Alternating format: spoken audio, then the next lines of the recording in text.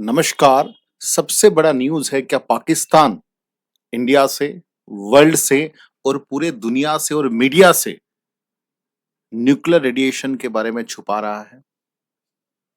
क्या सच में इंडिया ने पाकिस्तान के परमाणु ठिकाने पर हमला कर दिया है या कुछ नुकसान हुआ है, रेडिएशन का लीकेज हुआ है? क्या पाकिस्तान के जो किराना हिल्स है, वहां पर न्यूक्लियर रेडिएशंस का लीकेज की खबर में सच्चाई है?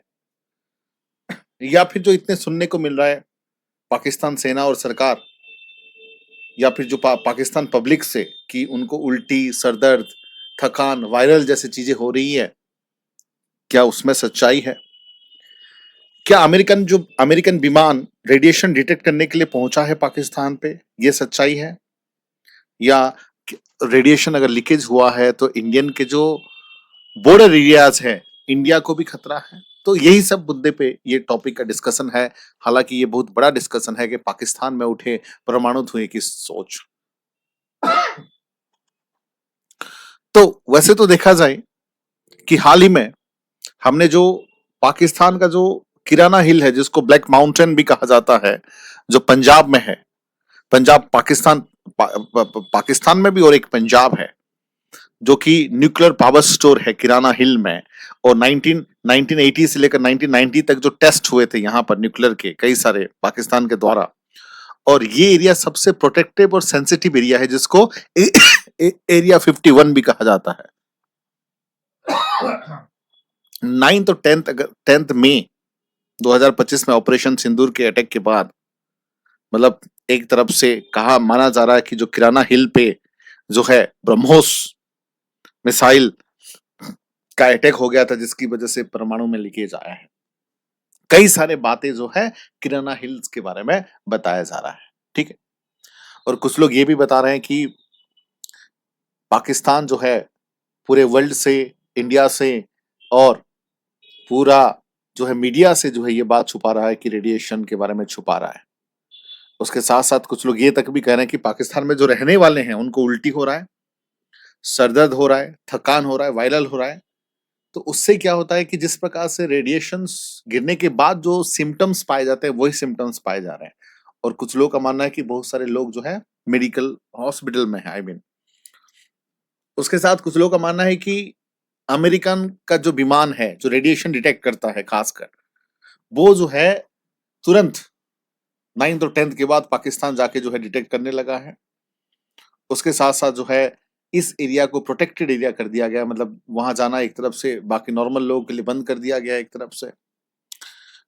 ये सब बातें, हालांकि हमने अगर बात करें इंडियन एयर स्ट्राइक के बारे में बात करें, हमने जो एयर स्ट्राइक किया था पाकिस्तान के मिलिटेंट साइट में से, जैसे कि आप देख पा रहे होंगे पिक्चर में है, ठीक है, मुजफ्फरबाद से लेकर सालाकोट तक, you can say Rafiqui airbase Shorkot, then Nur Khan airbase Rawalpindi, Murid, then Chakwal, then Rahim Yar Khan, then Sukkur, then Chunian, then radar site that is in Sialkot, ठीक है, देन मेल कैंटोनमेंट कराची। ये सब जगह पे हमने जो है एयरबेस पे उन्हें हमने जो है हमला किया था। और अगर किराना हिल्स आप देख पा रहे हैं पिक्चर्स में, ये टोटल बड़े इमेज में है, ये बड़े इमेज में है किराना हिल्स। और यहाँ पर आप देख पा रहे हैं कि इस एरिया में जो है किराना हिल्स है। और किराना हिल्स का खासियत है उसको ब्लैक माउंटेन कहा जाता है। और ये जो है सरगोद डिस्ट्रिक्ट का पंजाब में है। पंजाब एक पाकिस्तान में भी है, ध्यान रखिएगा, हालांकि पंजाब इंडिया में भी है, ठीक है। और ये खील का खासियत कि 1980 से 90 तक यहाँ पर टेस्ट किए गए हैं, जिसको एरिया 51 भी कहा जाता है। और सबसे सेंसिटिव एरिया में से ये काउंट होता है, सबसे सेंसिटिव एरिया, ठीक है। और ये located close to the Mushaf airbase, previously known as the Sargodha airbase, ठीक है। और यहां पर देख सकते हो कि 1980 और 1919 में the area was used by Pakistan as a site for sub critical nuclear testing. और this trials were a precursor to the Pakistan nuclear test in 1998। 1998 में होने से पहले जो न्यूक्लियर टेस्ट किया गया था इस एरिया में किया गया था। और यहाँ पर बोला जाता है कि जो हिडन बंकर्स वगैरह है यहाँ पर जो है न्यूक्लियर स्टोरेज की फैसिलिटी है, बड़े बड़े बंकर्स हैं यहाँ पर जो कि न्यूक्लियर को रखा जा सकता है, क्योंकि न्यूक्लियर को रखने की जगह ऐसा होना चाहिए जो प्रोटेक्शन हो।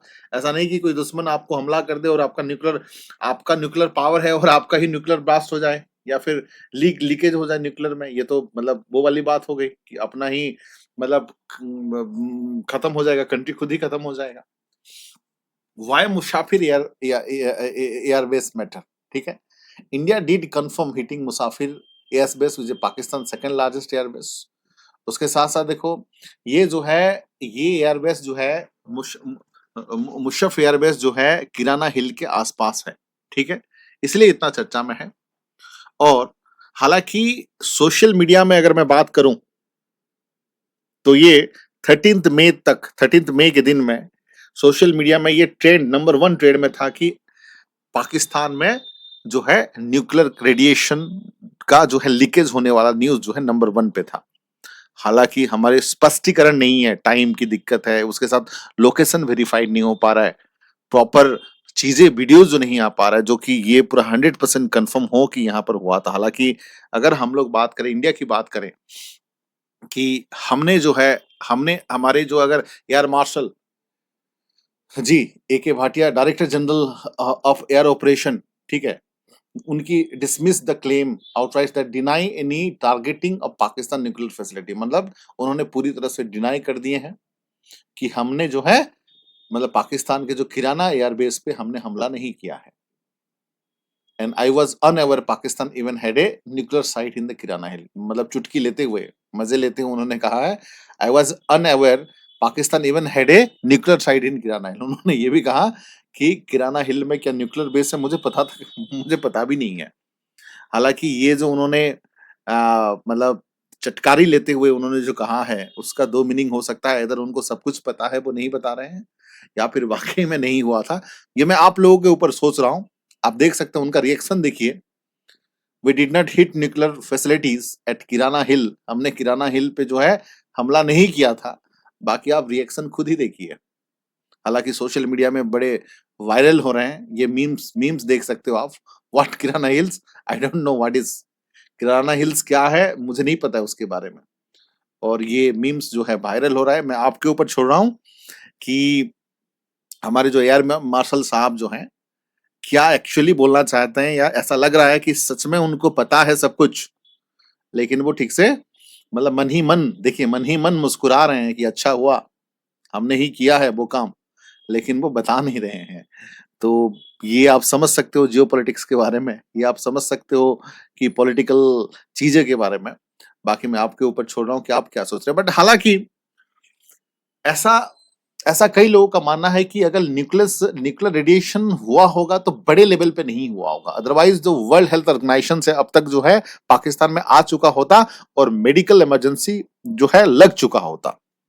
क्योंकि जब भी मान लीजिए कि अगर न्यूक्लियर बड़े लेवल पे रेडिएशन होता है जैसे कि 1945 में 6 अगस्त और 9 अगस्त हिरोशिमा और नागासाकी पे हुआ था, जिस प्रकार से लोग लोग हुए हैं, अब तक भी जनरेशन से जनरेशन तक लोग जो है ठीक नहीं हो पाए हैं और इमीडिएटली उल्टी, सर दर्द, थकान, वायरल और फ्यूचर में कैंसर होने का पॉसिबिलिटी है। तो वर्ल्ड हेल्थ ऑर्गेनाइजेशन अब तक चुप नहीं रहता, इतना बड़ा न्यूज है तो जरूर आके कुछ ना कुछ जो है वो करता।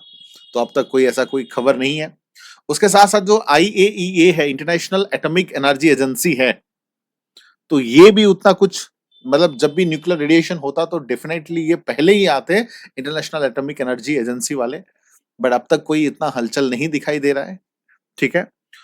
उसके साथ साथ जो है यूएनओ, यूनाइटेड नेशन ऑर्गेनाइजेशन जैसे ऑर्गेनाइजेशन है जिनका काम है वर्ल्ड लेवल पे पीस पीस वर्ल्ड लेवल पे किस प्रकार से शांति को बनाए रखना, ये सब जो है उनकी अभी इतना नहीं आए हैं। तो ये सबसे लग रहा है कि जो है अब तक जो है शायद अगर हुआ है तो भी वो कंट्रोलेबल है, अगर नहीं हुआ है तो ठीक है शायद, और हुआ है तो भी शायद कंट्रोलेबल पे है।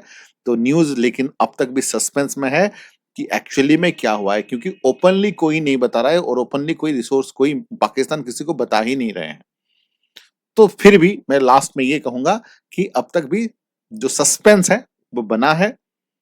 अगर हुआ है तो भी शायद लग रहा है कि मतलब इतना ज्यादा नहीं हुआ है, कम हुआ होगा, और नहीं हुआ है तो भी चलिए तुम भी क्या याद करोगे, हमने माफ कर दिया एक तरफ से, तो काइंड ऑफ थिंग्स, ठीक है।